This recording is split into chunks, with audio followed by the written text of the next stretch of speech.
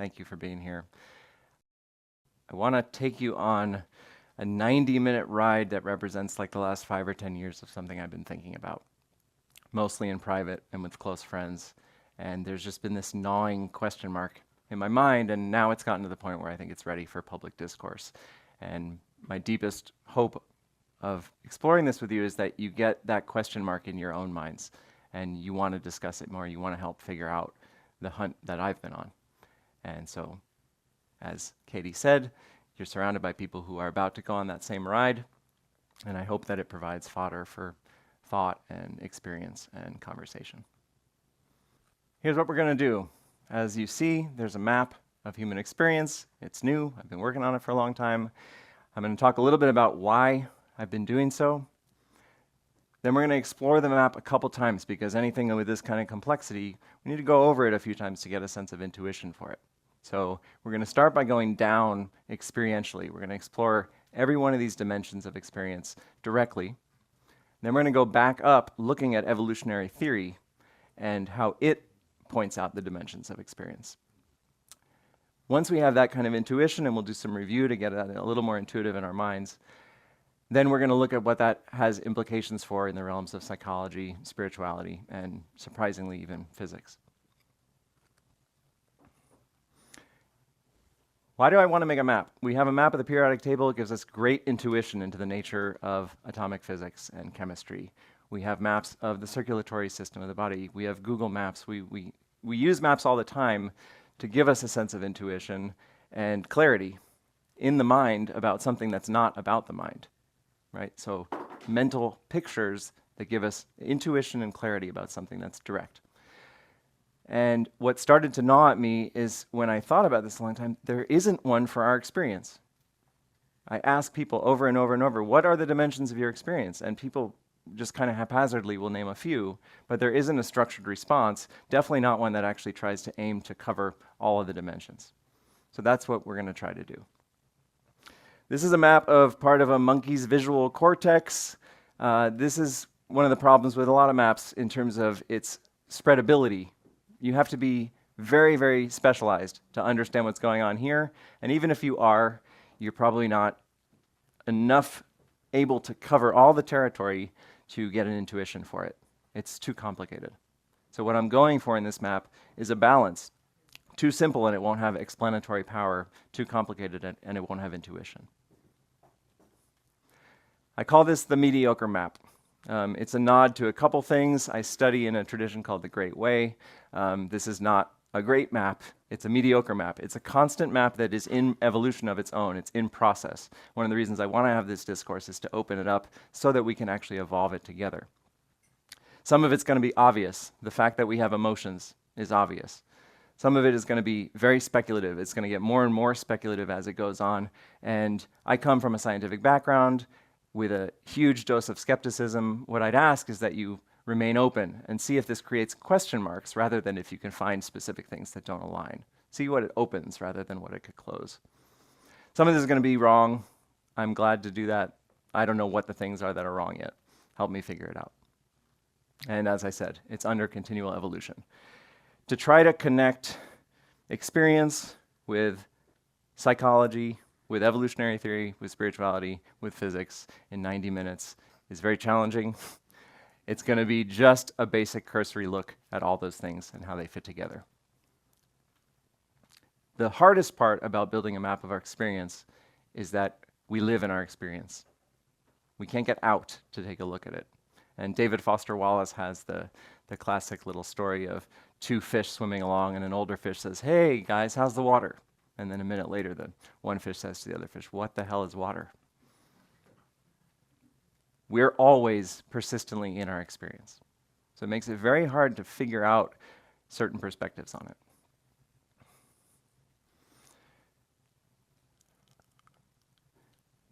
The principle of this map is that it represents the dimensions of experience, things that seem completely separate from each other but represent the entire totality of our experience. So therefore, it ignores structural changes like evolutionarily, like when we got a backbone. That's not relevant here. What's relevant is when a new type of experience emerged.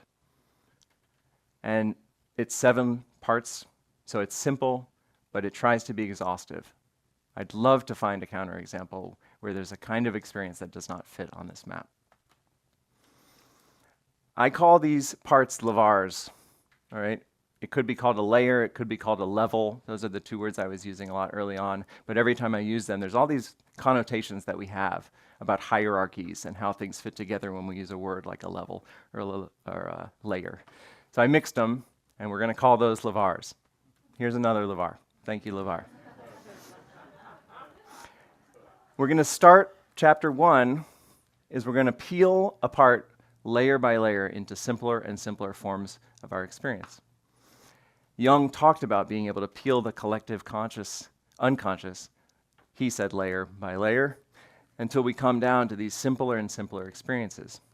And so that's what we're going to do. And before we even run through that, I'm just going to give you a one-sentence version of everything here. Sensations happen. For example, a retinal cell senses something. Combinations of sensory inputs reach flows of perception, where we start to do detection of patterns. When the patterns get complicated enough, we develop an organizing structural principle that is the creation of three-dimensional space in order to organize all of those perceptual patterns. That's perspective. Once we have a sense of perspective, that's the first time we split ourselves experientially from the universe. We are here, and there's now a three-dimensional world surrounding us. In that world, I can detect other animals, creatures, and now I can have relationships with them. And the flow of relationship, the flow of attraction and repulsion in that relationship is where the flow of emotion comes from. Once I have built up enough of a sense of memory hardware architecture to log those experiences, those emotional experiences, I store them as a sense of self, which is the personality, different from a sense of perspective. That's the logged all of my past experiences, and it leads me to all the beliefs about what I am as a person and a sense of self. But now it's a Jeff sense of self, not just being in a certain place, seeing a three-dimensional world. Once there's that personality and there's the architecture that lets us to symbolize things, now all of a sudden we have a new flow, a flow of thought in visual and sound form. And once thought gets enough complexity that it can start to turn back on itself, we gain metacognitive witnessing capability. So that's just the first run-through of what we're going to spend the whole time breaking down and looking at the consequences of.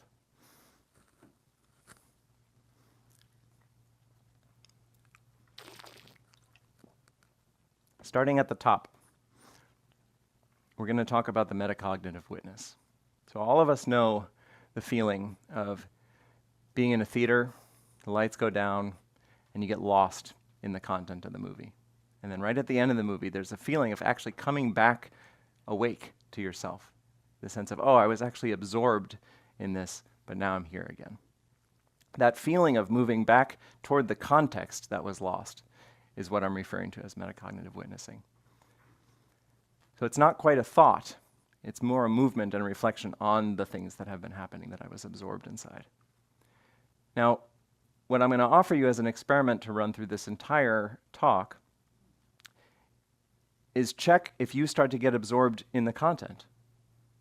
Right now, you're sitting there, you feel your seat on your chair, and then there's all these interesting things going on a screen and things that are being said, and we can similarly get absorbed in that content. And so we're going to come back to this at random times and see, have you kept the sense of, I'm also here? Or have you been absorbed into the content as it pulls you in? We have hundreds of millions of years of evolution pulling us into the content of our perception. And metacognitive witnessing is the ability to not be affected by any of that content, but just to be aware of it. So that's an experiment we're going to run back to over and over. Metacognitive witnessing can perceive sensory awareness, like visual perception. It can perceive thinking processes that are happening inside, or feeling processes of emotion. It can even observe the sense of self as having a certain perspective and an origin point in a coordinate system. This starts around when we're 4 years old. We're stepping down now, below that thought. Say this inside your head.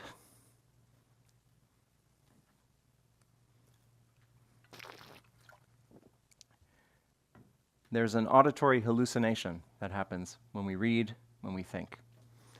And it is the flow of thinking. It comes in two main forms. It comes in the auditory sound sequencing or visual sequencing. And either way, this is running almost all the time in the average human being. Notice that it's very hard to turn off unless you have very specific training. Now we're down to Levar 5 as we peel away. What still exists before we were able to have thought? And this is where the sense of personality resides, the sense of self that develops over time but has a sense of constancy. Look at this list and see which of these roles feel like they are you. I feel immediately I am someone's child. I'm not someone's parent. There's a sense of roles that you either do or do not identify with. And this is based on all of your past experience. But it's not just roles, it's also our beliefs about the roles that we play. That is the Levar of personality. So what are your beliefs about any of those roles? Do you feel alone or do you feel connected? Do you feel powerful or powerless? Those tend to have another constancy to them. They're not an individual thought anymore. They tend to permeate persistently in our experience. So you can notice there's a feeling of identification or disidentification from any of those. Notice they're not individual thoughts, and these don't start right away, although this is where we start to get into the tangly web of how these things all feel initially tied together. When you're 1-year-old, you don't have a sense of role, but you for sure have a sense of being in a certain place. Maybe by 2 anyway. We peel away Levar 5 underneath the sense of personality, and we go to emotion. So I want you to do a 2-part experiment. Let someone you love come to mind and feel what happens.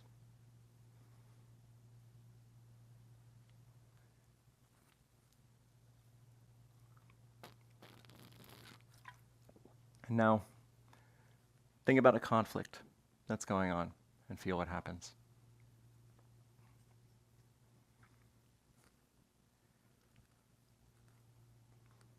The very thinking of these things will bring up sensations in the body that have a certain kind of flavor of them. And they tend to have a feeling of attraction and repulsion in a very, very generalized way. When we think of someone we love, we feel pulled toward them, almost merging with them. And people very often describe merging into union and lovemaking, for example.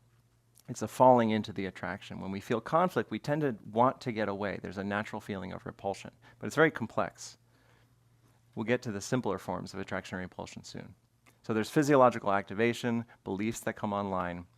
And these things start as survival, right? This starts with the dimensions of anger and fear in a survival context. But when we get more complicated and we start to have tribes and societies, then we get a gradation of emotion flow that we can create. Happiness, sadness, love, trust. The whole range of emotions happens on this Levar. Underneath Levar 4, we have a sense of perspective. And we're getting younger and younger in our development, and so it gets harder and harder to actually get a feel for all of these things. But just check. Where are you right now? Where is the experiencer of this experience? See if you can point to it. Most people in the Western world will point somewhere in their head, usually an inch or 2 behind their eyes. When we go to more traditional indigenous populations, more people will point to their belly. Some cultures will point to their heart. But there tends to be a feeling of being in a certain place, and around me is the world. That doesn't exist when you're born. That's a method of cognition that you learn as you go through experience. And it's so subtle because it's so persistent. This is some of the water that we're swimming in. But it's not around initially. So it itself, this feeling that we take for granted of being in a certain place, is itself a type of thinking, a type of cognition. And now we're down to like 6 months old. For the lavars,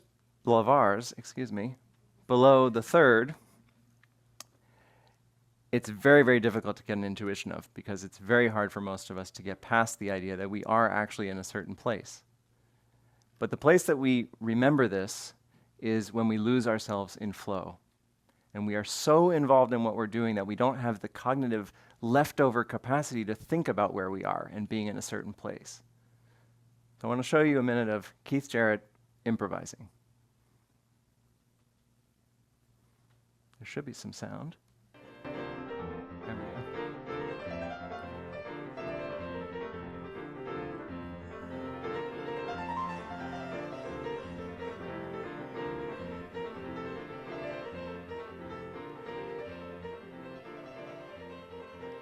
This is a being that has spent 40,000 hours channeling his entire being into being able to channel music. And when he does, you can see there's no room left to think about himself. Csikszentmihalyi, who coined the term flow, says the self expands by acts of self-forgetfulness. This is him not actually being there as an individuated self, just being a channel of flow. The sensation, the pure listening, and the pure action before there's any individuation. So this is all sensory inputs have this flow before they come in a centralized place. And this is the first place that we can also focus our attention, where we can take priority over the auditory spectrum versus the visual, for example. You'll notice he's not really looking at anything. This starts right away. But there's one lavar even below this. What we know from studying early newborns and in the womb is that initially the senses have not even distilled themselves from one another. They call it natural synesthesia. There's a raw sense of aliveness. It takes time and experience to actually differentiate my sense of hearing, my sense of seeing, my sense of touch. That's learned. That's not original in our experience. Originally, there's no differentiation of self from other.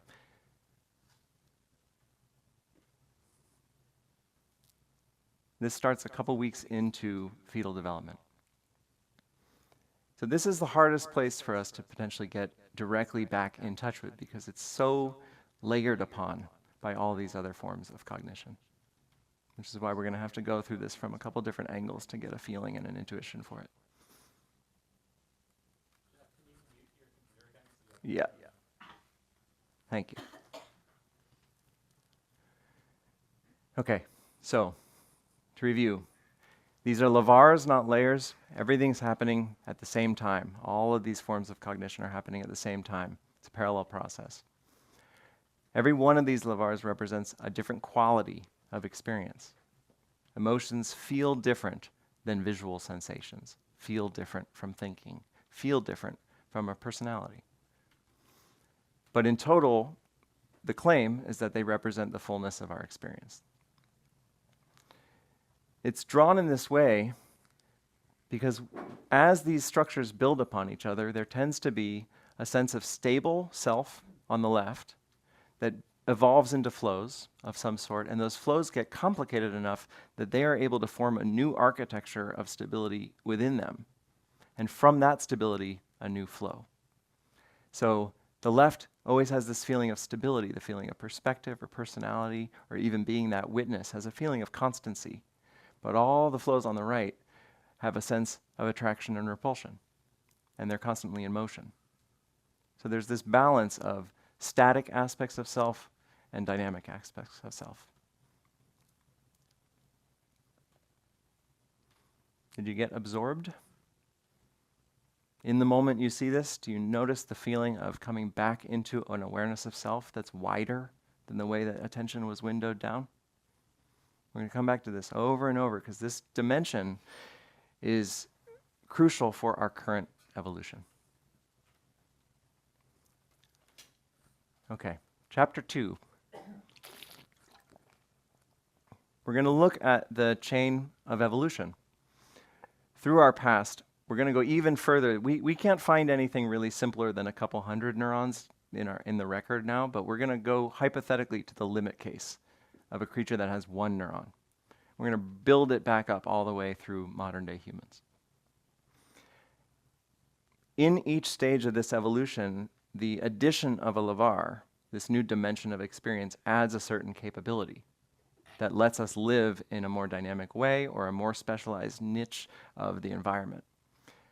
But at the same time, it creates a new set of beliefs about the way reality works. And this gets really hairy when those beliefs become persistent, when they're not flowing in and out, but they're actually there the whole time.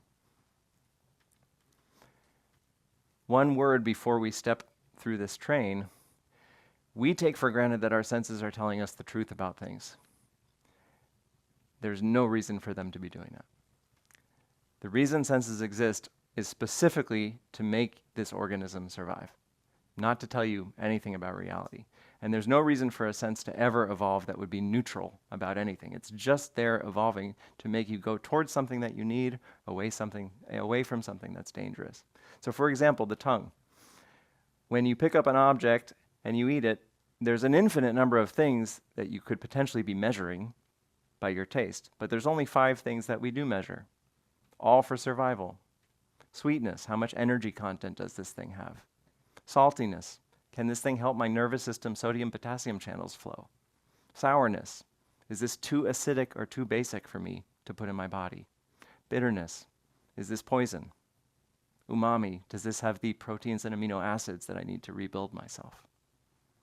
Of the entire spectrum of the universe, that is all that you taste. It's not about reality, it's about utility. Okay.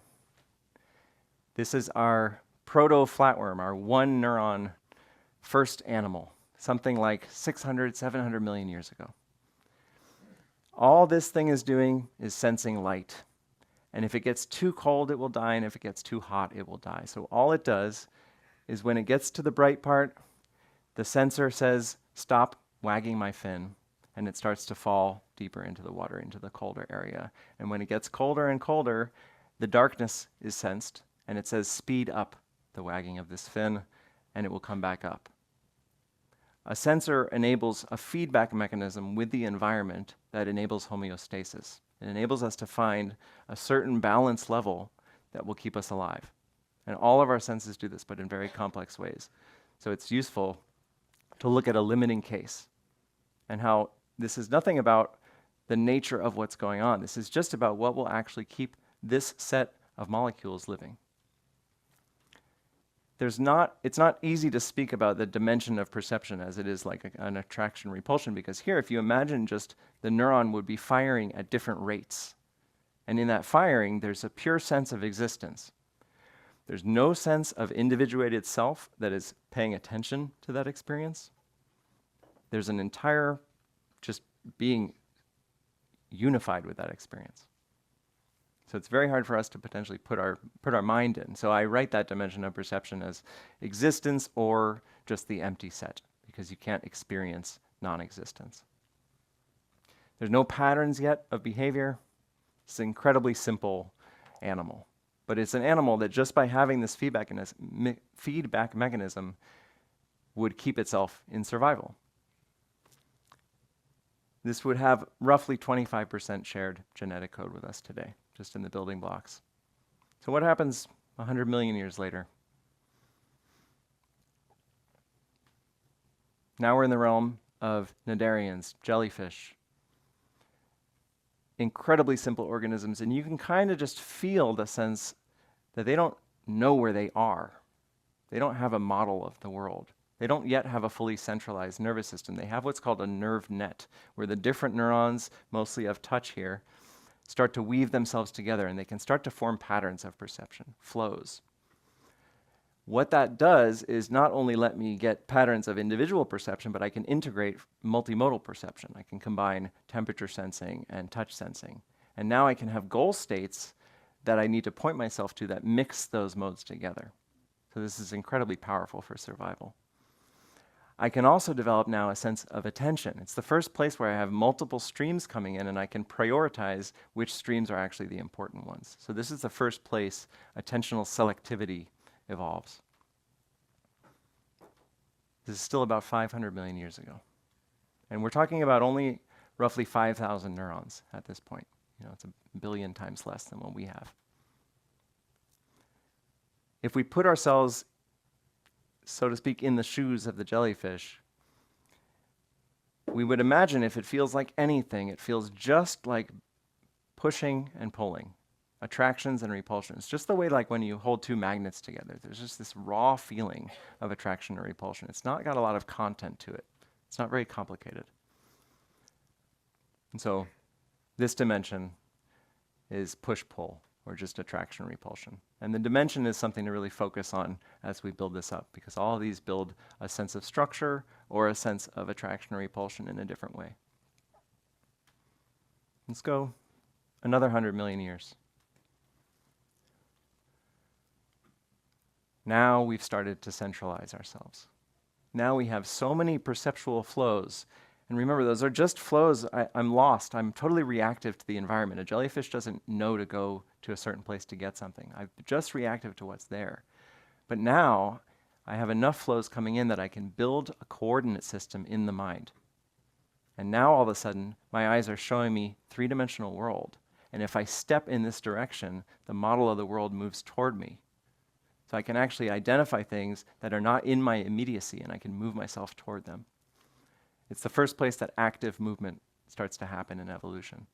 And it's massively efficient information processing. Once I build an origin system and a coordinate system, every piece of data that comes in has an absolute position in that.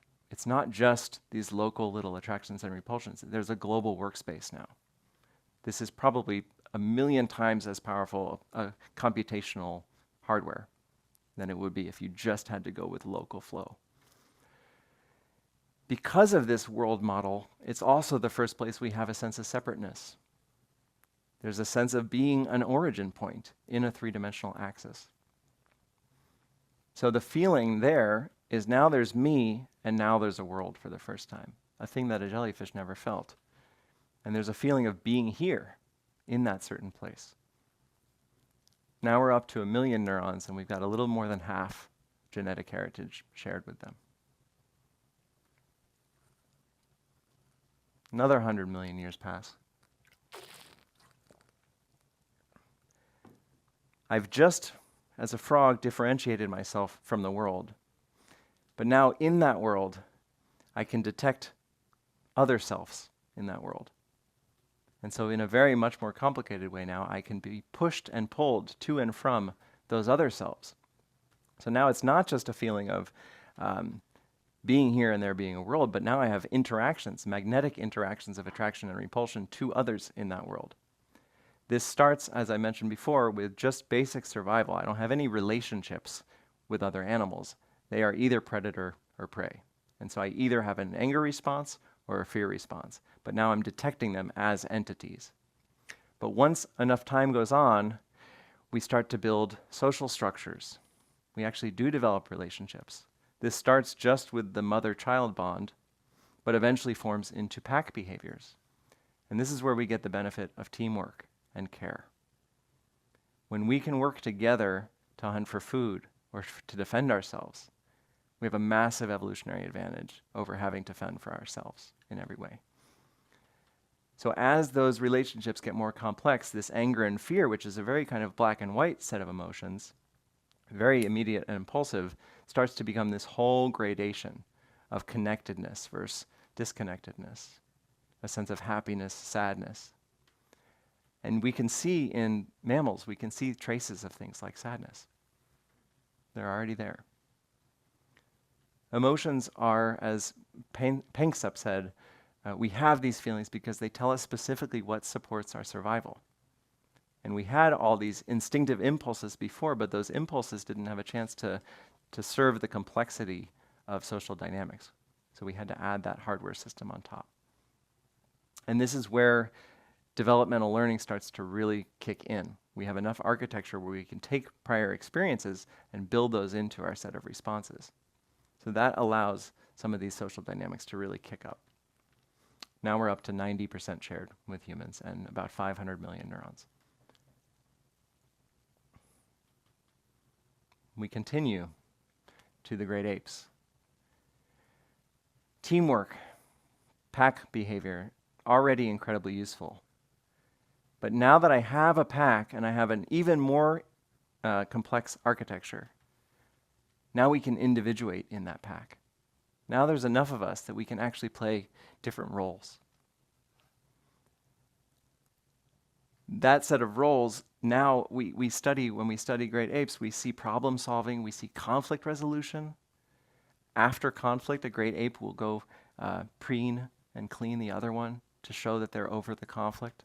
We see these very advanced, beautiful behaviors, showing altruism, showing empathy, and the ability to assert unique individual roles is so critical. It's so obvious in modern culture. Like, most of us are no longer directly in touch with food anymore. We have other people that exclusively have that role so that we can exclusively have another role that doesn't involve farming. So the potency and the power of being able to individuate roles is hard to overstate. So now the dimension of perception is there's a world, and in that world there's me and others, and I'm differentiated from the pack of others that I'm with. So you can see there's this connection and differentiation and connection and differentiation. That's the pattern that's forming. Now we're 98% shared genetic heritage. But it continues.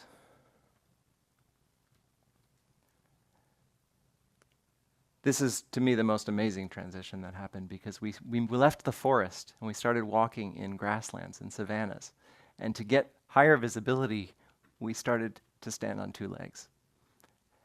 When we did that, we found out that it was actually way more efficient. Once we could learn to stand up, it was way more efficient, so we could run long distances and hunt things that were otherwise way more fast than we were.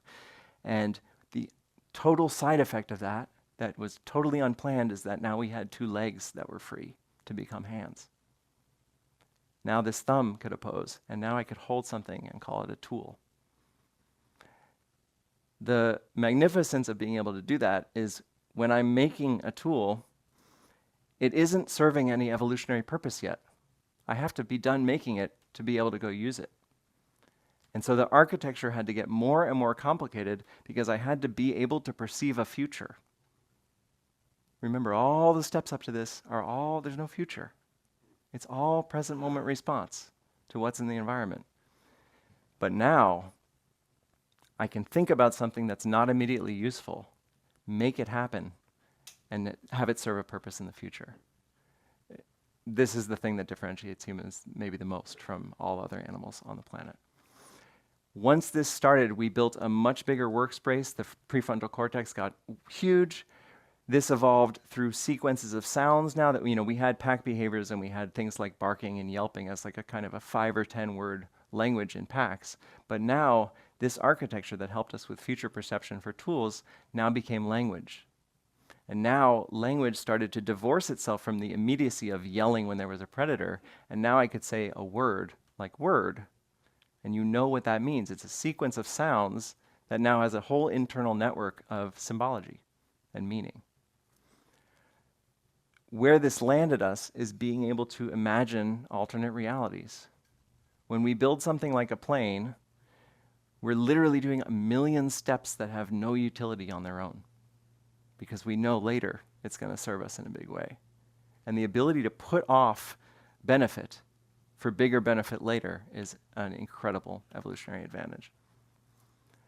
And it lets us perceive for the first time the past and the future, and consciously, deliberately take information from the past and let it influence ourselves in the future.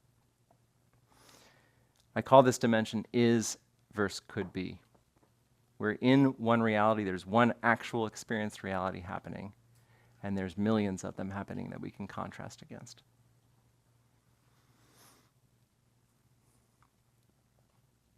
Much more recently, it seems sometime between 5 and 10,000 years ago, the architecture of thinking started to get complex enough that for the first time it started to reflect on itself. It's it's almost hard, it's still hard for me to believe, but people like Julian Jaynes, they looked at old literature, and when you look more than about 6,000 years ago, there's never a moment of someone writing, and then I thought about this. In fact, when they had unknown, confusing situations, they heard the voices of the gods. And his claim was that that was the earliest form of metacognitive awareness. Anthropomorphic gods was actually the hallucinations in our own head thought to be solutions from the universe, when actually it was our own learning starting to reflect upon itself. This started, like everything, unconsciously, but the reflection started to build and build into deep reflection. We can now say, I'm trying to learn this, but I'm not learning it in the way that works for me. I need to find another way to have this work. That's an incredible amount of complexity of reflection. So the amount of kind of problem solving and strategizing that we can do from this architecture is once again leaps and bounds above what we had just from the architecture of thinking. So now the dimension of perception becomes, there's me as a witness, not as a personality or a sense of perspective, but as the witness of any content. And that content can be my thoughts, my sensations, beliefs, the sense of identity. It doesn't matter. Okay, so we're going to go over that a little bit again. As we go up the levars, these processes get slower and slower. A thought is way, way slower than a moment of a blink, a flash of light in your eye.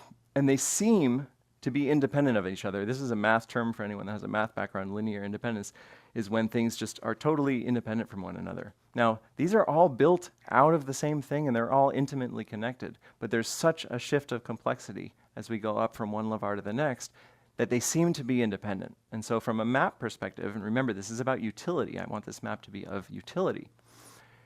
It's useful to cut it at these places to delineate and distill what these different dimensions feel like. Notice also that all of your sensory systems are happening in parallel. This moment has so much information happening, so much rich information happening, but the later phases, like thought, become serial. They take all of that information and they linearize it into a sequence. And so thoughts have directionality. They head along certain lines. We even use that in our language.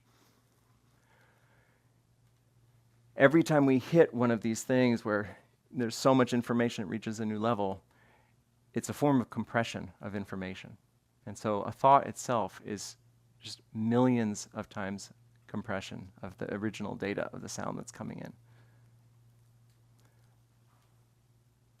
This is just a 7-dimension model.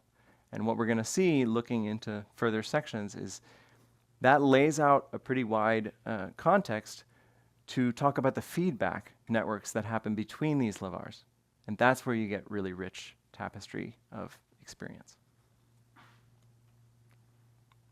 One side is these independent neural inputs, say sensory inputs in the eye. On their own, they're just a single blink. Remember, it has no structure, no pattern. There's no reference, there's no space, there's no time, there's just existence and non-existence. But when there's enough of those going, there can be what feels like a wave. Actually, this is just a blink, right? But when there's blinking of neighbors, we feel flows, we feel wave mechanics. Eventually, there's millions of these happening, and they blend. And they blend into what seems like the movement of a flow. It's sufficiently independent to call it a flow and just feel the flow of perception. But if you looked up close, it's all these digital little blips. On the other side, when we have a flow, and for any of you who know math and Fourier synthesis, this is a very, very common kind of picture to see. We can add flows together that on their own have no kind of localization. Remember, the jellyfish has no localization, just feelings of attraction and repulsion. But when we add up those different flows, we can start to create structure from those flows. And so this is just a metaphorical representation. This is not meant to be literal, but it's showing that these flows can add to each other to form a sense of structure again. And that structure forms a new language. You know, the structure of perceptual flow forms that centered self from which I can now have a movement of emotion where that centered self is attracted and repelled from things. I can't have that until I build the structure. If we look there's the triune brain model talks about the gut and the heart and the brain as kind of the three subsystems of the mind. This is reflected here. If we look at each of these, back and forth movements as one of these minds, it's these individual elements coming together into flows and then forming structures from those flows. But one of the first interesting things that I found starting to work this out was we have 4 different senses of self. And one of the main places we get lost in language is we talk about ourself and the sense of self. You have a very raw sense of self that doesn't yet know anything about its existence. It is just pure awareness and being, aware of whatever is arising. You have a sense of three-dimensional perspective in a world. That sense of here I am and here is everything around me. You separately have a sense of self that is a personality. In this case, it's Jeffness. It's the roles that I think I am and the beliefs that I have about those roles that I play. And then later on, very recently, is that sense of reflection. Oh, it's me that's witnessing the thoughts in my mind, or it's witnessing my behaviors. And for me, it's high utility to be able to disambiguate those 4 selves, that they're all happening at the same time, with sometimes, we get more attentionally absorbed in one of them versus another. How's the absorption going? Do you feel something when you see this that's similar to that kind of waking up from a movie that moves you into a wider context where you may have been locked into the content, but now more reflective and aware of wider information? That's the kind of north star of metacognitive witnessing we're talking about. So what are some of the implications for something like psychology and the nature of healing? From this perspective, mental health, and remember I'm giving very broad strokes here to start a conversation. Mental health consists of 2 main things. Can each of these levars find a balance point? Or are they stuck either swinging wildly, or are they stuck, depressed or overactivated? There's a simple, look at all of these levars and the ways that they can spin out of that sense of homeostatic balance. And the second aspect is, are the different parts of our intelligence and our experience working with each other or working against each other? We also could see that if I, for example, have lower levars that already have instability, I have physical damage to my sensory systems, I haven't been fed properly, I have more childhood trauma, there's going to be a different sense of self that has been formed from those experiences and a different set of personality that's formed from logging those experiences. And the more that happens, it would make it harder to balance the higher levars, higher in number. So we'll get more into this in examples in a second. Once the personality comes online, it starts to assert its preferences to reinforce themselves. And that's when preferences really start to get strong. When we don't have a memory kind of hardware, we just have whatever's built into us as preferences and we just go along with it. And the personality also veils the realities underneath. It becomes very, very active. And my sense of my role, or my sense of, for example, if I feel worthless, if I bring that to a situation, I will then interpret all of the incoming information and reflect the feedback that it has to be confirming the sense of worthlessness. And this is where psychological projection is happening. It's the feedback of the logged data from our experiences and the personality feeding back into the other systems of intelligence. Let's give an example. We're going to do two examples of different sorts. I'm going to put something on the screen. Just open your system up to whatever is going to happen. It's just going to have some maybe small, maybe large response. But just try to track. These things happen so fast in such a quick sequence that it's hard to disentangle them sometimes. So just feel what happens just in the 2 seconds after I put this on the screen.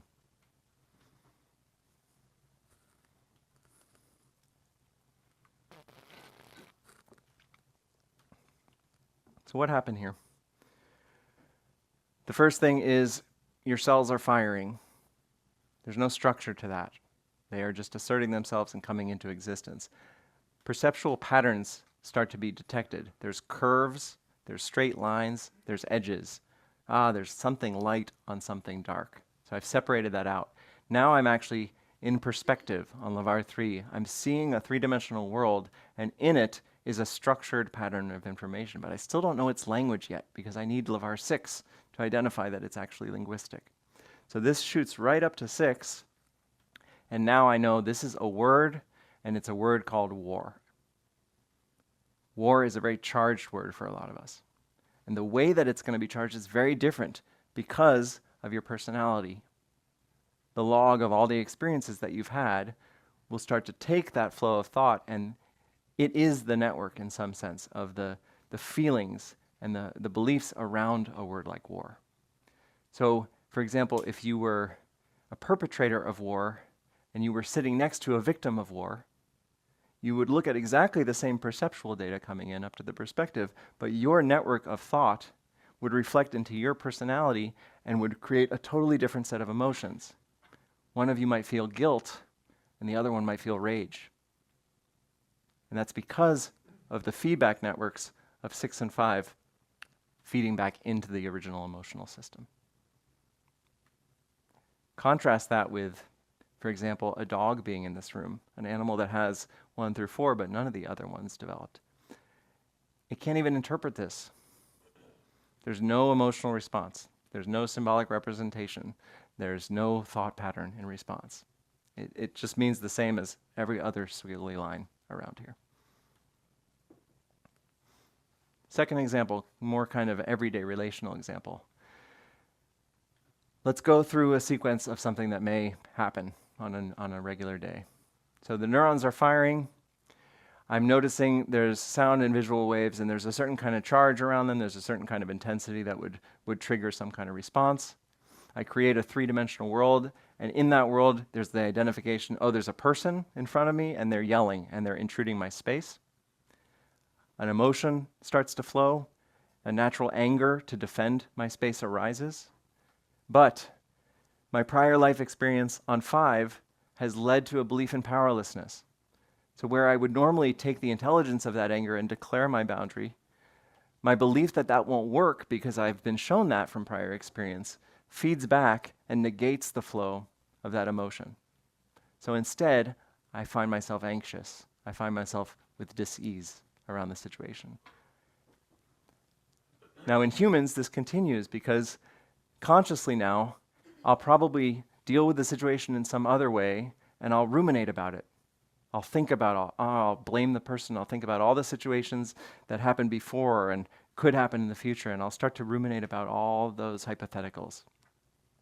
And if I reflect on it in a pessimistic way, I'll start to get down on myself for being that way. And so these LeVars of 6 and 7 can create an enormous amount of extra suffering around the situation, just separate from the situation happening itself. I could ruminate about that for weeks.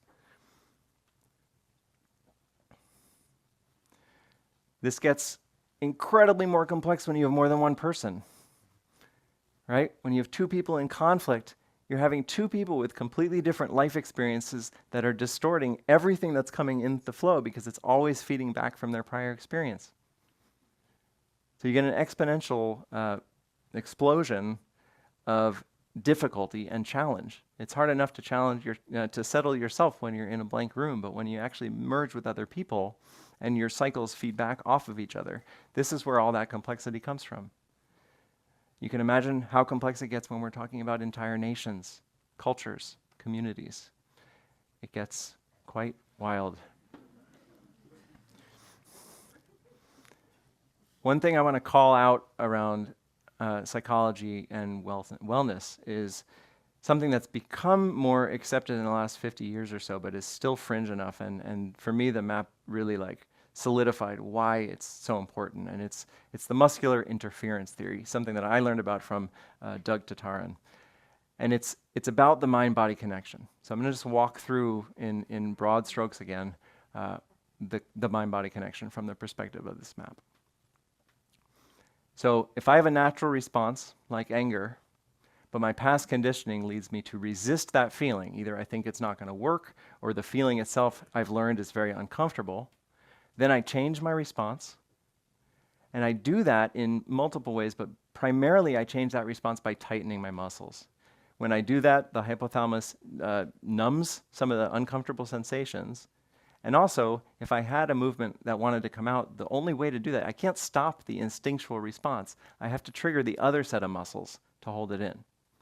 Now, this is suppression. This happens all the time. And for example, when you're 6 years old, there's going to be plenty of times where suppression feels like the safest move. But if this gets repeated, the window between the coming up of anger and the suppression of it will get smaller and smaller and smaller. It will become a conditioned response until it becomes completely unconscious, and now you're repressing anger.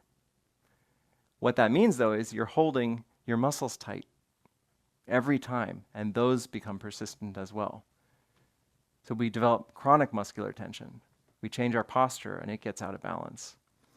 We have to overcompensate for those imbalances, and this encourages physical trauma and tension through the whole body.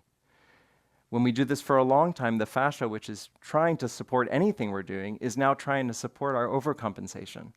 And so we have to do extra work to shift our patterns out of those overcompensation patterns. This leads to persistent inflammation in the system, and we even will get to a point, if we have chronic conditions like this, where when we notice something like pain, that will induce a stress response from LeVar 6 that will further feedback and explode more of a resistance to that pain. So you can see all the ways these create runaway conditions that further the problem, when actually the root of the problem is anger was not safe for me. So many health issues that we still in our culture consider primarily physical have at their roots emotional dysregulation. Some insights.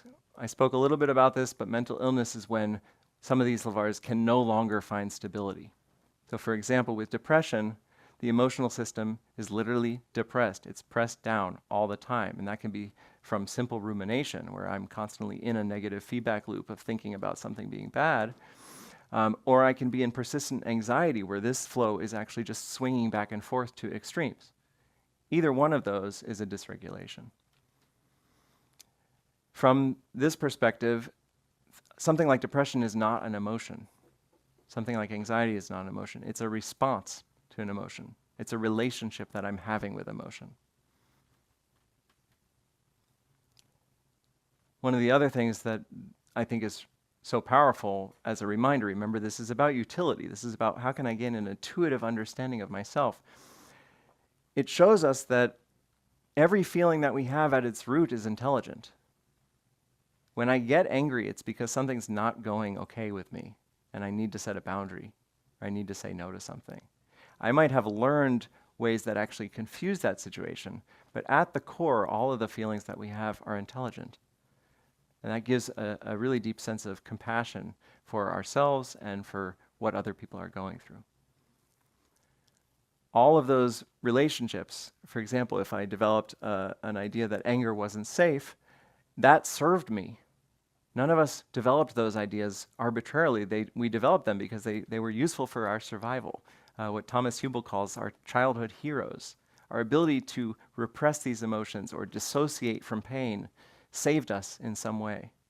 And the challenge is that gets logged on LeVar 5 into our concrete personality.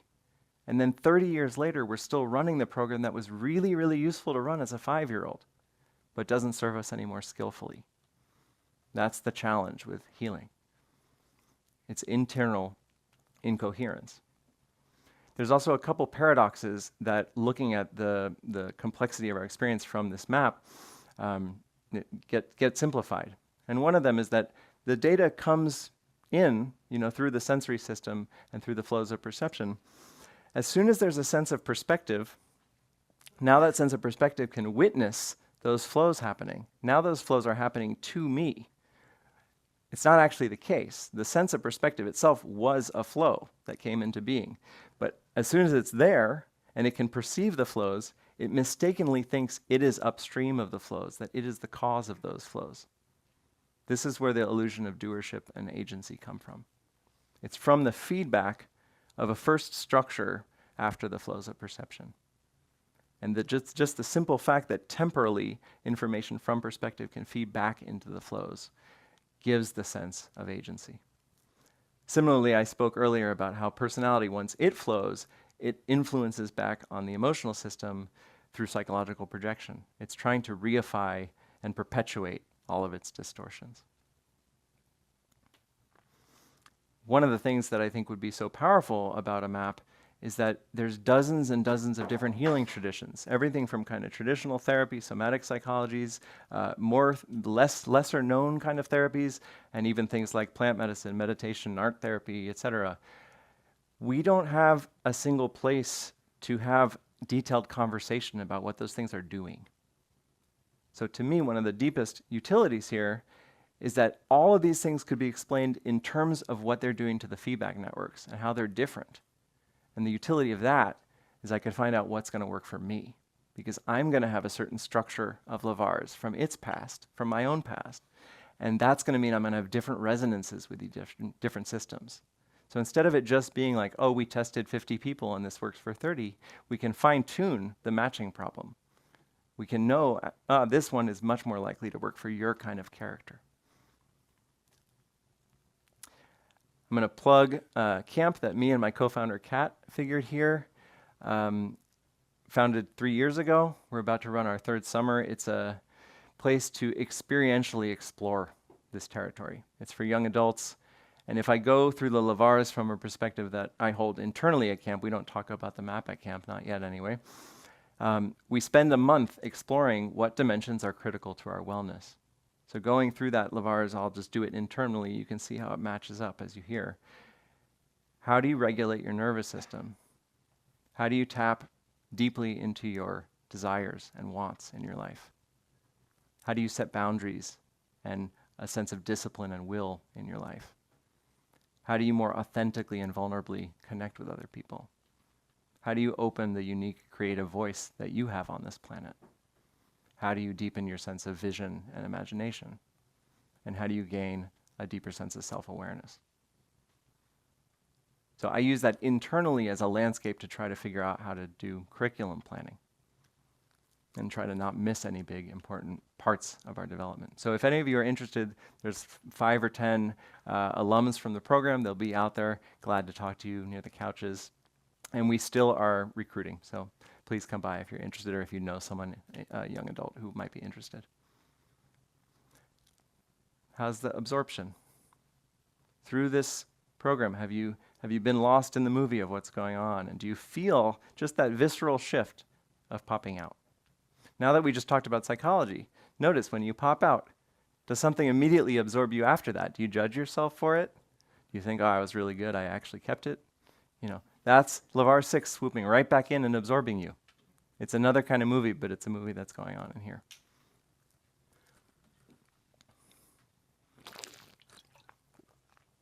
Chapter 4. This is when we start to spread wider out. I really love the story of the Garden of Eden. As soon as I started looking at it from an evolutionary lens and a cognitive development lens. When you try to apply that kind of lens to the story of the Garden of Eden, what is the tree of the knowledge of good and evil? It is the capability for the mind to judge things are good and things are bad. And what's the fruit of that tree? The fruit means what is the downstream evolutionary consequence of that capability? Well, the fruit of that tree is a whole new type of suffering. Because as soon as I can create alternate realities that I'm not able to have, I can be jealous, I can be envious, I can be ashamed, I can be guilty. A whole new manner of emotion can arise that needs an incredibly complex architecture of me comparing my reality to figments of my imagination. That's the fruit of the tree of knowledge. And what kicked us out, what it means to get kicked out, rather, is to start suffering. We suffer as a species in a way that no other animal can. And it's because of the consequences of being able to distinguish good and bad and develop a set of preferences. So let's explore this. We talked about metacognition, and what I'm going to argue here is that metacognition is not finished evolving. Self-awareness and reflective capability are incredibly powerful, but they came up in an environment of scarcity where you had to use this tool to solve problems for survival. Those of us that are not any longer in survival problems still have a mind that runs as if we are having those problems. So if we've got food and we've got shelter and we're not in immediate distress, the mind and its beliefs about what's going on become the biggest stressor in our lives. Scientists estimate we have 50,000 thoughts a day, if you can fathom that. And they have a negative bias because they're evolved to try to suss out problems and fix them so that we're going to be safe. But here we are, in this room, many of us still running compulsive patterns of negativity to try to make things better.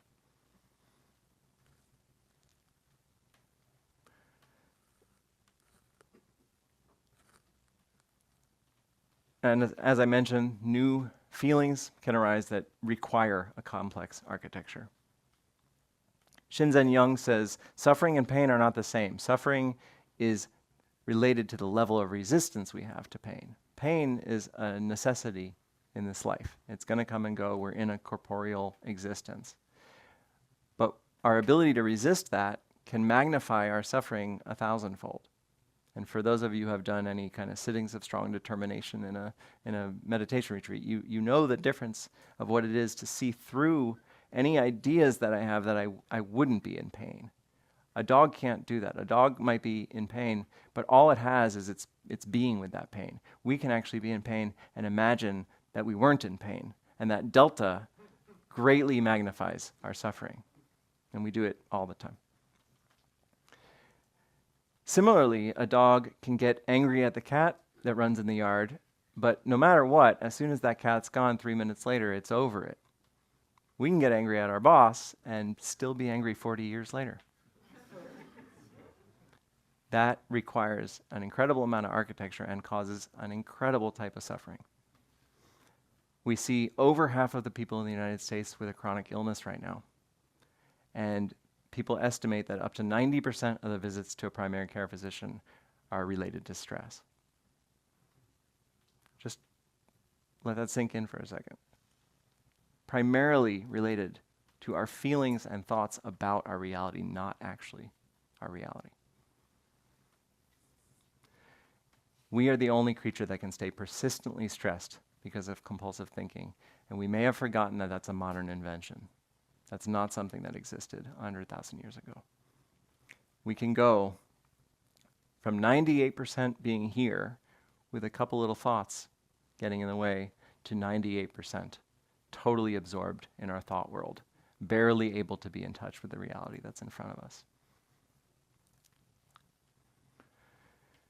So, evolution is continuing, and a lot of culture thinks that the main way evolution is continuing is because of technology, right? Because it's moving so fast and it has such high scale, but it's evolving on every dimension, and it's still evolving in the architecture of our own operating system, how we are experiencing this life.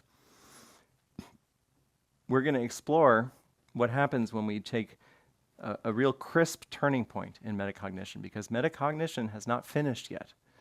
The big turning point is this first thought of who am I? What is my actual identity? That's not just thinking about thinking, that's thinking about the wholeness of our experience. And I'd argue that spirituality is just the natural, logical completion of metacognitive witnessing, where we actually try to take full stock of what's going on in the processing pathways of our experience. So let's take we'll do 4 little experiments of the ways that we can understand more deeply how perception works and how our experience works. There's a bunch of curves, right? There's lightness, there's darkness, there's just Lavar 2, forms of perception and patterns of perception.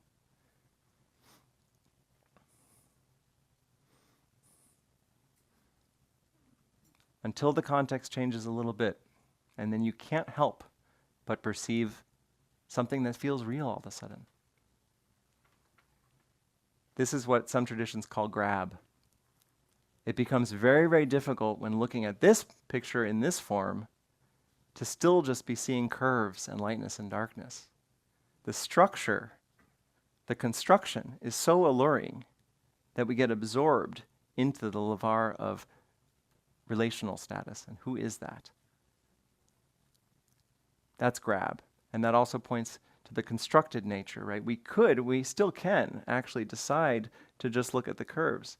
And then we can feel our attention get pulled back and forth between looking at the brightness and darkness and curves and then seeing the whole. It's hard to hold both at the same time, though. Now let's talk about the voice in the head. I've been talking to you. And yes, Morgan, I'll turn this off in a second. This is purposeful. I'm talking to you. I'm giving you a sequence of sounds that you can't help but interpret the construction of it, right? You don't just hear a sequence of sounds, you hear words. Every word is constructed in lines of sentences, and you can't help but do that. You can't help but be making meaning out of what I'm saying. It's very hard to do otherwise. When the voice in your head is going, you're doing the same thing, right? This is a language that you learned at some point in your life. You know, the voice in my head is speaking English. And when it speaks English in your head, or whatever your native tongue is, because it's speaking that language, you listen to it. You take it as real. It's actually an auditory hallucination based on your past that's trying to confirm your biases, usually. So what would happen if you were just listening to the voice in your head, and then all of a sudden it sounded like this? 我很忙，我换了工作。你的新工作怎么样？我不在学校了，我做律师了。挺好的。你的男朋友怎么样？ You'd still be listening to a sequence of sounds, but you'd no longer have the architecture to be able to symbolize what that's getting at. And in this case, because it's Mandarin, they have different emotional tonalities, so you can't even pick up Lavar 4 of the emotionality of what they're sharing, because that's culturally different. This is grab. When the voice in your head is speaking your language, it's hard to remember it's a sequence of sounds. What spiritual traditions refer to as emptiness is just a pointer to the fact that these constructions happen, and when they construct themselves, they grab. It's hard to not be absorbed by the information that they're transmitting. But we can see through that. The emptiness is not that something goes away. It's that we can see the nature of the construction. And from that perspective, the appearance is not what it seems to be. It actually is made of some finer material. If we look at time from the perspective of the map, we see a total atemporal experience. There's no way to be experiencing time. There's just an existence that pops in and dissolves. And here we see flows and we feel change, but there still isn't a sense of being here with any kind of flow of time. By the time we have reptiles, we have a sense of present moment, but there's no past or future. And it takes up until the abstract thinking of thought at Lavar 6 that suddenly future and past exist. So because of that, it can be very, very difficult to let go of the reality of future and past and see through them also as constructions. However, now is not a moment in a timeline. If we trust our experience, the only thing that we've ever experienced is this moment. And a lot of us, if you've studied any kind of spiritual background, this is talked about extensively. The only time the future and the past exist are as thoughts. Right now you can imagine them, either something that happened before or something that may happen. But that's all happening on Lavar 6 now. And even to use the word now is to imply that it is a certain marking on a timeline. So even that word isn't the right word. There's just this. It never changes. It is prior to even calling it now as if it's a specific moment in time. All there is this. Everything else is a thought. Similarly, we see on Lavar 3 the creation of space. Space is not a foundational part of our reality. It is learned. It is an architecture of our experience. The sense of being here or here or here, surrounded by our world, is a form of cognition. It's a form of thinking. It's not here when you're a newborn. So it can't be foundationally real in the way that we take it for granted.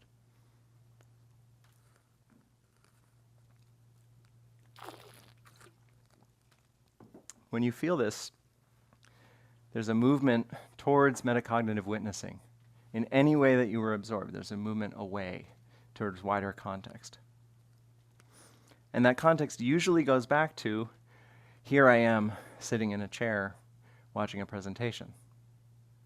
But where is the entirety of that experience happening?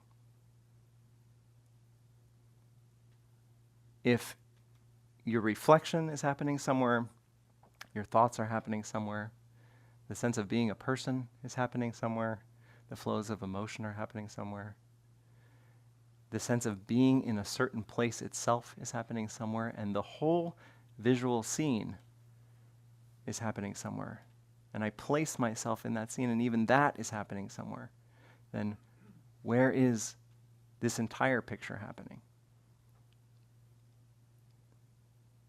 It's not in the place that you consider your origin. There's just a bunch of gray matter there.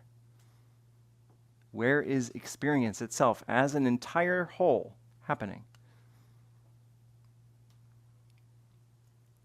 This is what traditions call the ground of being. Some say the groundless ground. All of this is happening in a place that is no place. And through practicing of just reflection and just actually looking with the open question mark, we can get in touch with the very obvious fact that this is happening in a place that we don't know where it is, but we were just taking for granted that it's happening right here in an actual three-dimensional world. All experience arises from this ground, and this ground doesn't need an external perspective to know it.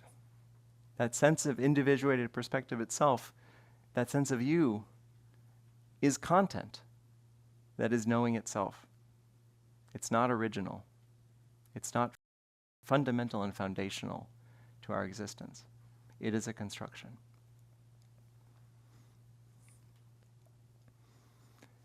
From the perspective of the map, getting in touch with this is what awakening is referring to.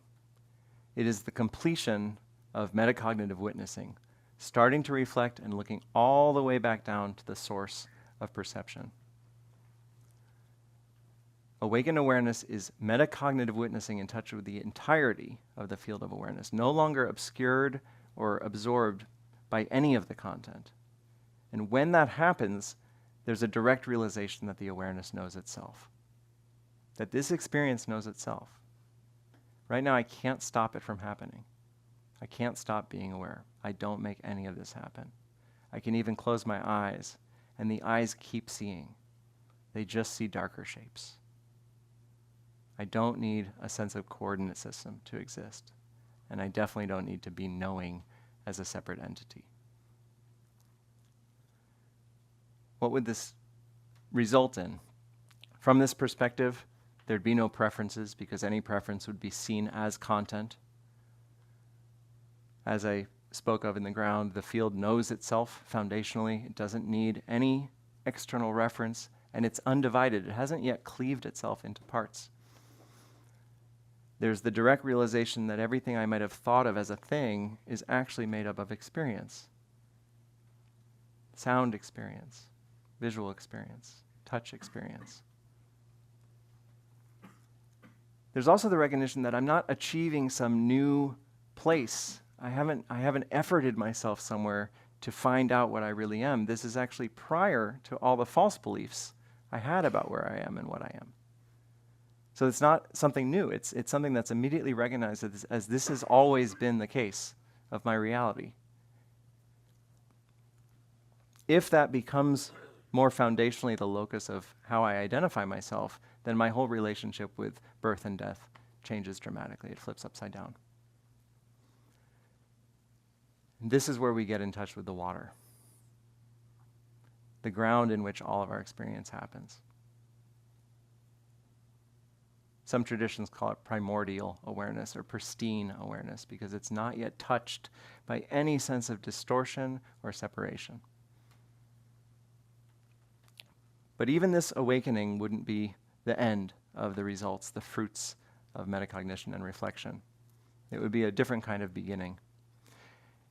It may be in some temporary experience where that's accessed, the nature of the ground, but we have hundreds of millions of years pulling us into getting absorbed in content. And so that would still be the momentum.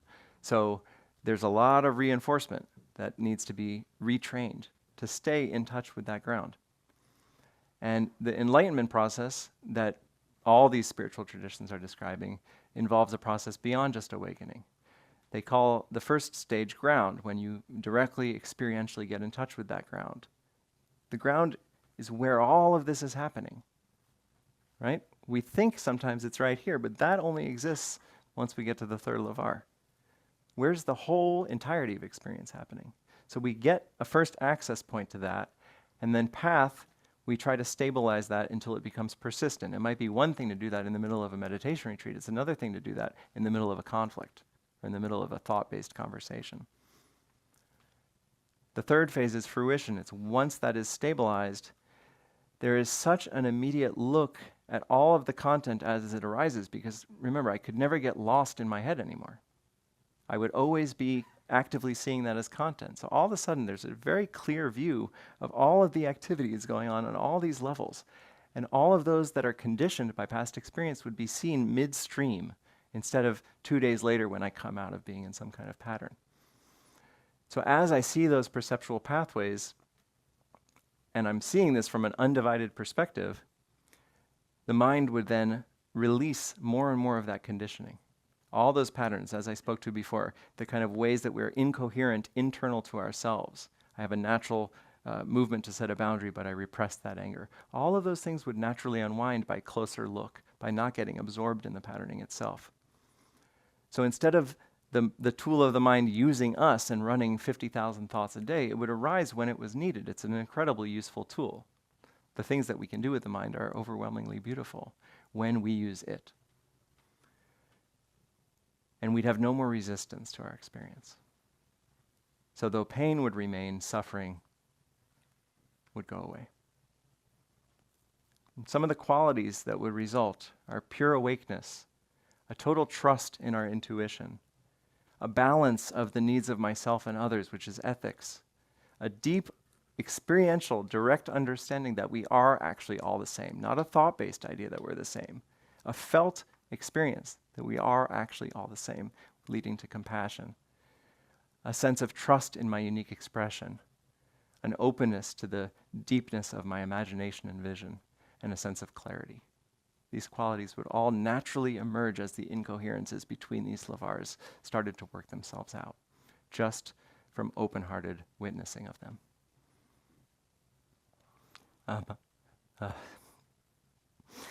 It means a lot that there's a lot of people from the Dan Brown tradition in this room, and I consider him my root teacher. Really woke me up to a lot of what's possible here that I'm speaking about. And he was also a child and attachment specialist psychologist, and had one foot in that world and one foot in Tibetan Buddhism. And he would say repeatedly, this is the most profound implications for our understanding of mental health that we could pay attention to in the Western world. If this is actually possible, what would be more important for us to pay attention to?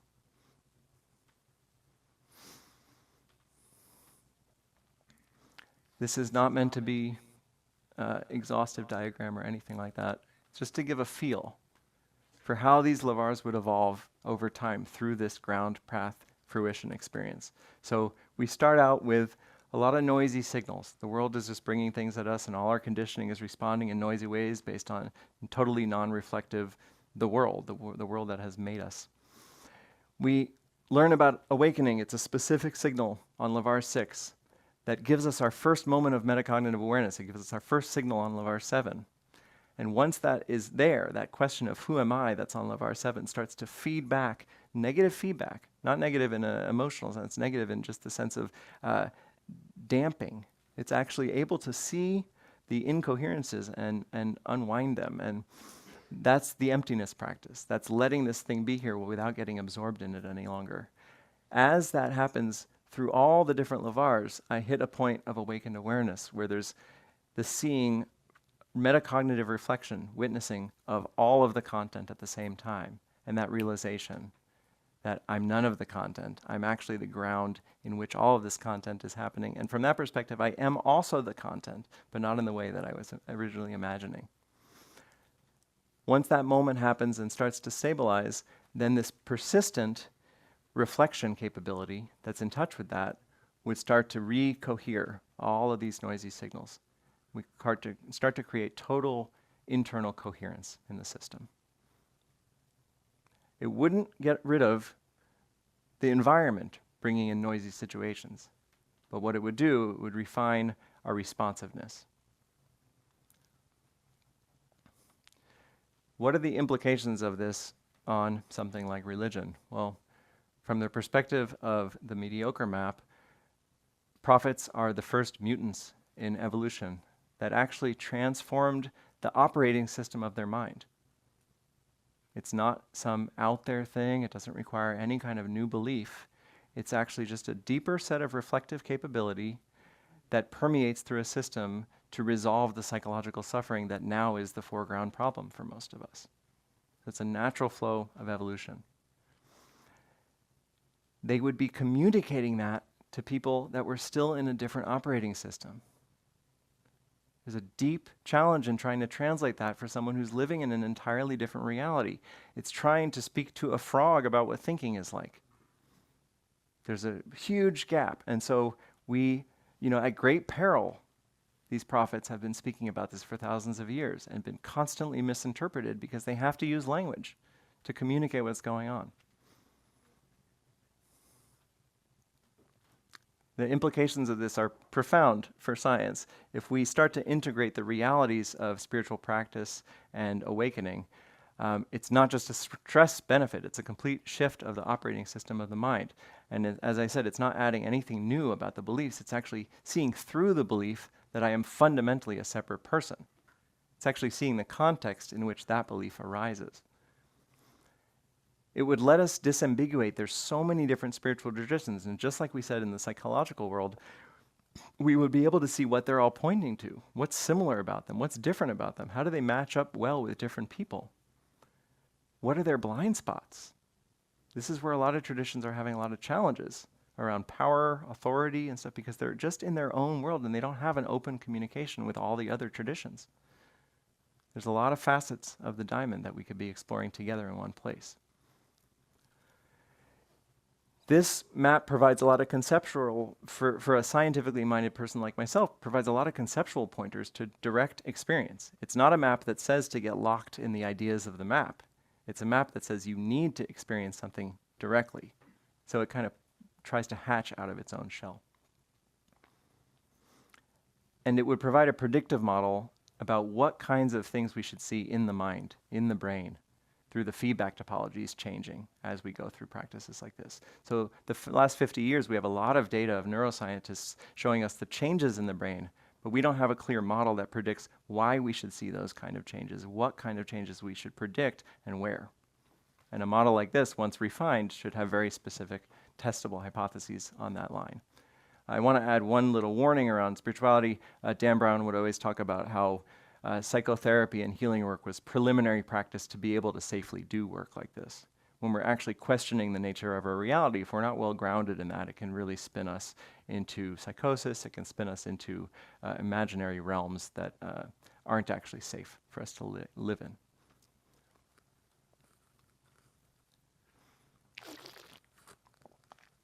Okay, last chapter.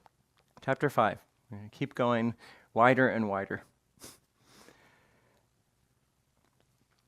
There's a lot of I was a physics and math study in undergrad, and there was a lot of things that really bothered me about what was going on in physics, things that I couldn't resolve, no one I talked to could resolve, and 25 years later are still unresolved and very irksome.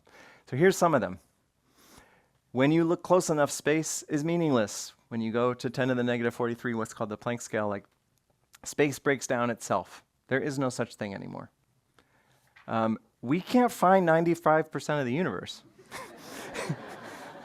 That's our best science at work right now, is that it's just totally invisible, but there's some effect of it. The strong anthropic principle says that if the conditions of the speed of light, the charge of the electron, the gravitational constant, if those changed by 1%, none of the universe could exist.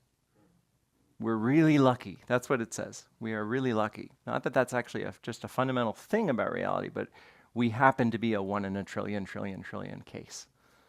Doesn't make any sense to me. Also, when you study quantum mechanics, you learn right away that a photon, although we treat it like a thing, it's not a thing. It's a measure of exchange. Exchange is a verb. Exchange is a happening. It's an experience. And physics has, as of yet, no clear description of how experience arises, which is the most glaring one, the most irksome, the one that kept me up the most. Let's look at some of the assumptions that we're making. And I want to do this by way of metaphor, of thinking about previous paradigm shifts in physics.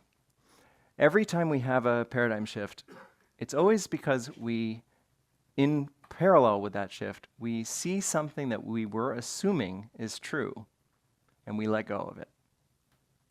So when we had the belief that Earth was the center of the universe, we saw the sun setting, it confirmed all that data, all the stars confirmed that data, but then the planets were moving really weird, and we couldn't find any equations for them, and literally the word for planet is Greek, and it means wanderer. That's why we call them the planets, because they were not making clear paths. It didn't make any sense, but only because we believed that Earth was the center of the universe. And as soon as we let go of that assumption and opened ourselves to maybe the sun was the center of the galaxy, all the planets' motions were predictable by one little equation to 10 decimal points of accuracy. Notice, when you're standing and you're watching the sunset, the data is exactly the same. It still looks exactly the same, whether we're spinning around it or it's spinning around us. The hardest thing is to let go of our assumptions on what's going on and be open to what might actually be happening underneath. When we do that, the interpretation, these equations to predict planetary motions were 5 lines long. We get great parsimony and great explanatory power by releasing our assumptions and seeing a simpler model that explains more. So here is our current assumption. I'm a person in a world made of things.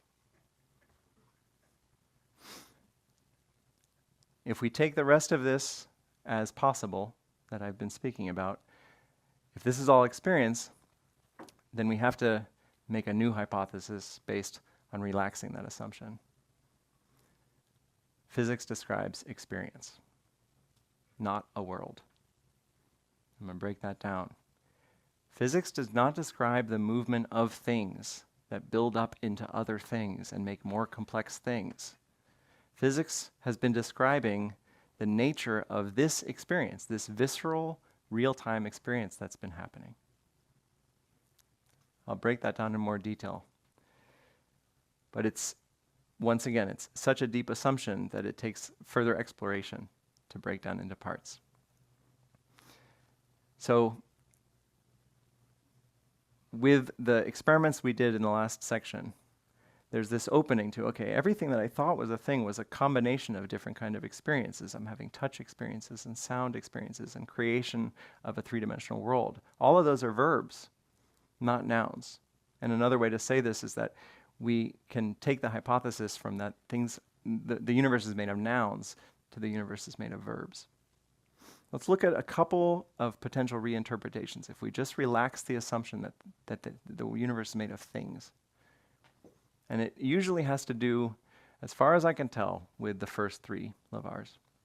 So quantum mechanics describes this boundary between what's perceivable and what's imperceivable. The problem is we have this thing called the observer paradox. Somehow looking at the thing changes the whole reality. It doesn't really make a lot of sense. WTF, none of quantum mechanics makes sense. If you ask the best quantum mechanics, the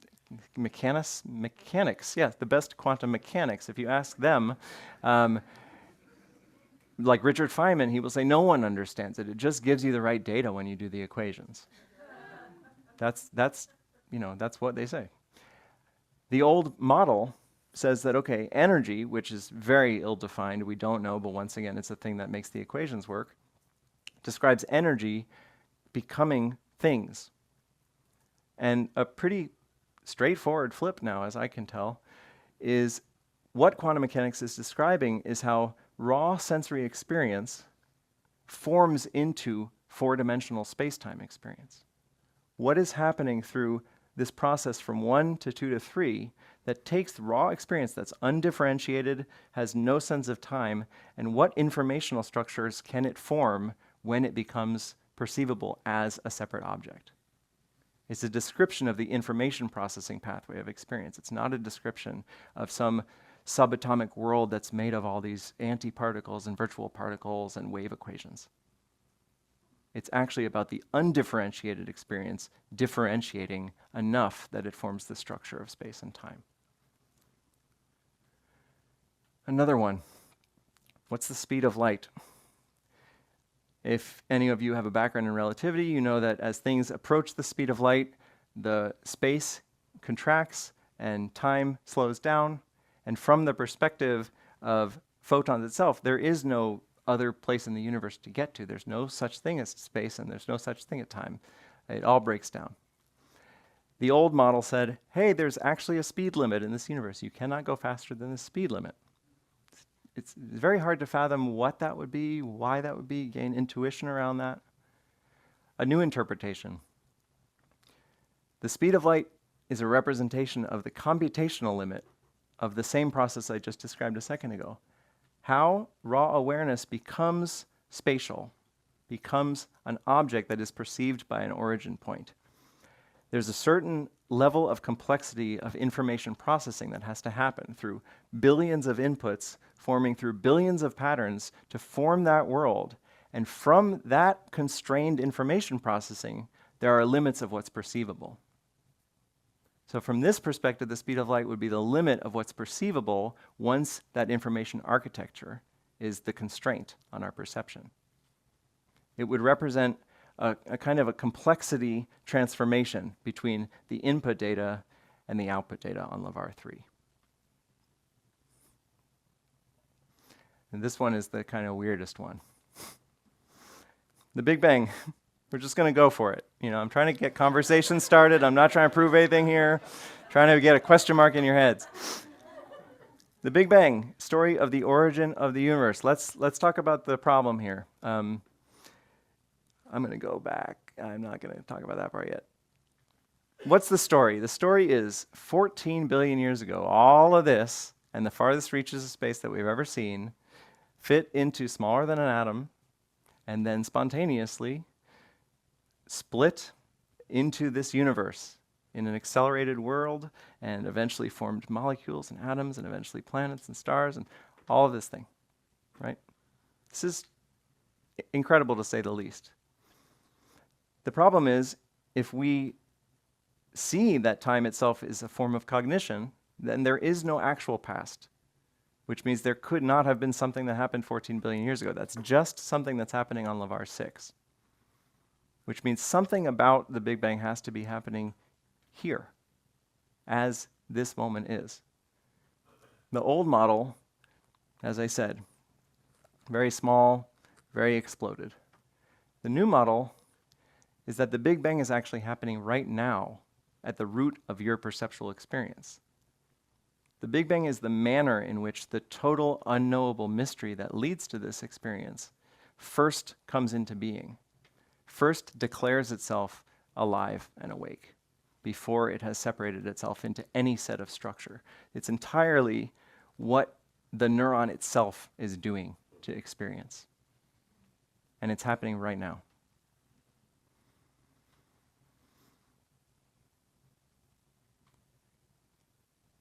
All of these things, all of the different parts of this model point to that we're not in a universe where a lot of separate particles form into objects, but we're in a universe of experience that gets more and more cleaved into separate parts, and that the root of it all is one undifferentiated unity. If this is the case, every constant, not just the speed of light, the charge of the electron, the gravitational constant, the fine structure constant, there's like 35 of them. Every single one of them should relate definitively to perception and the perceptual cognitive pathways of perception. And I think a lot of them will be around this 1 to 3 movement from raw sense data into the processing of forming a space-time continuum world, which is a method of cognition, a method of thinking. Oops. Michael Johnson is one guy that I've seen talk about this. It's very rare to find anyone talking about this, but strong monism is the idea that if this is true and we actually buy into this, that the universe is primarily experiential, then every theorem that we have about physics, about the way that the objects should work in the world, should translate one by one into a theorem about phenomenology and the kind of qualities of experience that we can have. You ever notice that we don't have any theories about the math of color perception? This is the kind of thing that we should get. Why is it that we see a color wheel? What is the actual informational mechanics that creates an experience of color from otherwise individual receptors that only see black and white? My favorite thing about this is these would all be testable. We'd get definitive results from these hypotheses. This would not be a philosophical argument.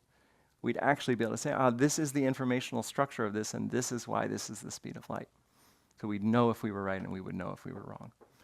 There's a lot of people, it gets me really excited, there's a lot of people that are actually starting to find this stuff out. I'm going to call out specifically Donald Hoffman, even some of Stephen Wolfram's work is starting to show mathematically how you can have an atemporal substrate, and pure mathematics starts to generate an arrow of time that moves in one direction. It's incredibly exciting. Okay, backing out. The goal of this entire thing is that we have an intuitive, unifying map to benefit beings. It needs to be simple enough to have an intuitive grasp, and hopefully 90 minutes is the start of that, but it's by no means the end. I've been thinking about this for 5 years, and it's still gaining intuition, but I don't know how to make it any simpler and actually have the same explanatory power. It unifies different psychologies, different spiritual traditions. It unifies physics and spirituality and psychology and evolutionary theory with our experience. So it's broadly unifying across domains and within domains. It deepens our understanding and compassion towards what's going on with each other psychologically and a sense of unity that we're all in a similar experience. It would normalize scientific integration of spirituality, which would lead to scientists working on spiritual traditions, which would be a wild movement in our evolution. It has the potential to invert our interpretations of physics. But regardless of all of those, the ultimate measure of its utility is if it benefits us. This is not trying to prove a scientific case. It's trying to prove that we can hold an understanding and conception of ourselves that is of benefit to ourselves and each other. I feel like this is the time where I've done enough work on this to share it with a community and try to build a sense of community around it. And so it really could use a community of experts from a lot of different traditions, of people who really want to cut this up and really find real hypotheses that are testable in these different domains. And also to clarify the story. I'm telling version whatever of the story. How could this be simpler and have more explanatory power, reach more people? And what are the hypotheses that we might come up with together? So the opensource.life and my email are there to start to have that conversation and to build a community around it. The last thing I want to say relative to this Max Planck quote, science cannot solve the ultimate mystery of nature. And that is because in the last analysis, we ourselves are a part of the mystery we are trying to solve. This map doesn't give us some idea where now we can just rest our case and move on. If anything, I'm hoping that it engenders a sense of wonder. It engenders that directly in front of us is all that there is, that this is the only experience that there is. And it's totally unknowable how we've come into being. And we will never know that, but we can get distinctly and intimately in touch with the fact that we will never know how this is happening. And what a sacred gift it is to be able to be with one another. Thank you.